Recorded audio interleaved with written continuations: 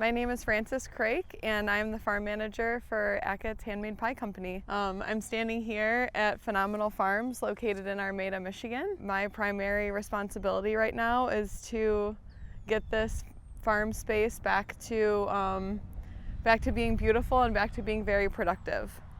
When I first started here about a month ago, you couldn't tell what was row, what was weed, what was plant. It was quite messy. And so over the past few weeks, I've just been focusing on cleaning things up and really building the soil health and getting rid of a lot of the invasive plants. So if you want to walk with me this way, I can show you what one of the biggest tasks has been so far. We have a lot of cardboard laid beneath the mulch, and all of this cardboard comes from the Achatz pie stores. It comes from the bakehouse, it comes from the stores. So we're using the cardboard that would normally be recycled to be building soil here at the farm. So above the cardboard we have mulch, and then we have leaves, all of which we get from the Armada Public Works Department. So sustainability and diversity, I think, are the two main principles of this farm space. And all of these things, it's organic matter. So when we put it on the soil, it keeps the soil covered and it builds soil health. So it really feeds the soil microbiome, feeds the earthworms, it feeds the fungus. And over time, it'll help elevate the farm space because it is on a slope. So we have some areas that get really, really wet after the rainstorm. And all of these materials will also help to increase moisture retention, so you won't have to water as often. So when I first started here, pretty much the whole farm was covered in this plastic here. When you have plastic over soil, the intention was for it to prevent weeds from growing in. When the rain falls, the water doesn't penetrate through the plastic, it just sits there. And the topsoil was running on top of the plastic, and weeds were growing on the plastic in the soil, and really wasn't preventing any weeds from happening. So all of this was covered in plastic, and so we've since taken all of it off. Like I said, added cardboard, added mulch, and have started to plant some soil building crops. Like we have sunflowers and we have bush beans. We've got a ton of potatoes growing. You probably want to get a shot of this beautiful corn. This corn is almost as tall as me. So this is what a corn cob looks like when it's getting ready to be pollinated. So that is like step one of the nice, beautiful, juicy corn that you're going to put on your grill later this summer.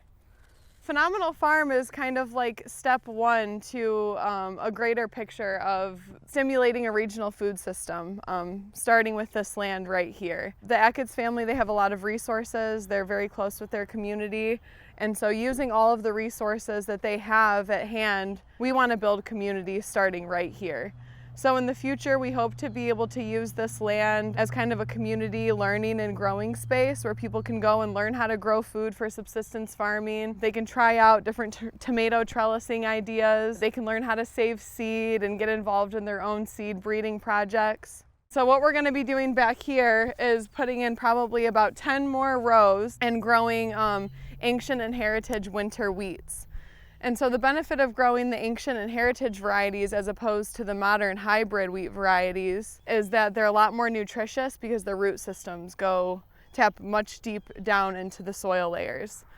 So they can mine more minerals, and they actually build soil health because they connect to the greater mycelial network that lives beneath the soil surface. Our hopes with the heritage grain trials is to figure out what grains grow really well here in this specific environment in Armada, Michigan, and of the ones that grow really well, what ones we like to eat, what tastes good, what's good in pie crust, what makes good sourdough bread, maybe what makes good pasta. And then we want to start to increase the seed stock of those varieties because a large seed stock doesn't really exist because of the way that our food system has changed over time to a more conventional and industrialized food system. So after we kind of build up the seed stock of the ancient and heritage varieties, we're going to start growing more at one of the other locations called Finch Farm, where there's currently chickens and a big fallow field. And at that farm place, we want to start doing a larger experimental farm space where we're growing staple crops with potatoes and beans and more of those ancient and heritage grains.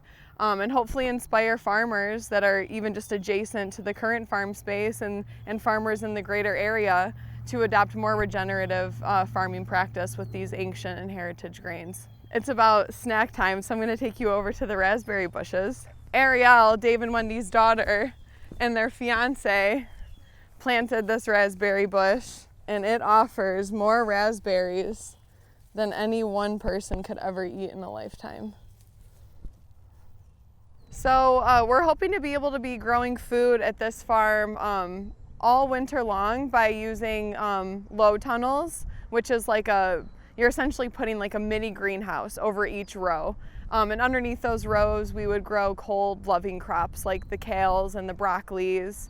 None of the hot loving crops like the peppers or the tomatoes, so it would still be, you'd still be eating in season by eating through the winter time. And in this area back here beyond the pallet fence, we're going to be setting up a greenhouse, and within the greenhouse we'll be able to also grow all seasons because it provides a barrier from the cold weather, and it also deflects the sunlight, so it stays quite a bit warmer inside the greenhouse. In the greenhouse, we're going to try to grow some ginger and some turmeric, some root vegetables, and some plants that you would normally find only in the tropics because the greenhouse provides a really warm, humid environment such as you would find in a tropical climate. And within the greenhouse, we'll also be doing like seed starting. So mostly everything that's growing in the farm right now has been planted by seed or by spud. If it's a tomato plant. And that is the best way to go. It just doesn't always allow for a high germination rate because there are a lot of environmental factors. And the plant is the most vulnerable from when you plant the seed up into about 3 to 4 weeks into its germination and seedling process. So by having a greenhouse, we're able to start the seedlings indoors in a very controlled environment so that we can plant the seedlings then directly into the earth. And give them kind of a head start in the growing seasons. Being in the garden space, you know, I'm constantly learning. There's always little mini problems to solve, and there's always hundreds and hundreds of different ways to go about solving the problems. Like today, I'm trellising tomatoes, and Josh and I probably tried 3 or 4 different things before we found the way that would work best with the resources that we had available. This is a challenge for me because it's the first time that I'm managing a garden kind of independently. Like I'm the one that's giving the executive orders and making those making the executive decisions. I've always worked in a garden space either collaboratively or I had a boss that was telling me what to do every day.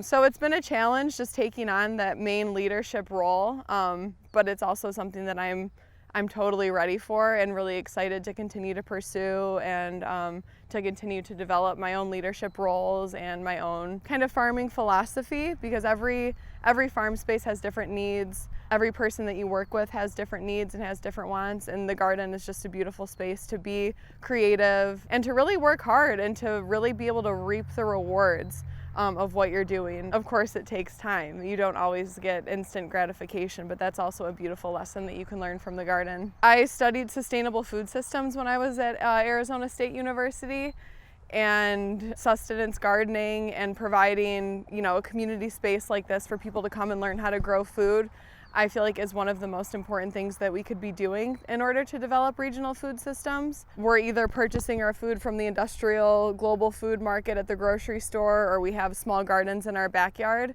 And so spaces like this kind of stimulate that middle ground of subsistence farming and being able to feed ourselves, being able to choose what we put in our bodies, and being able to choose mostly what's not in our food, because a lot of times the things at the grocery store have crap that we probably wouldn't want to be eating if we really knew what the food growing and distribution process looked like.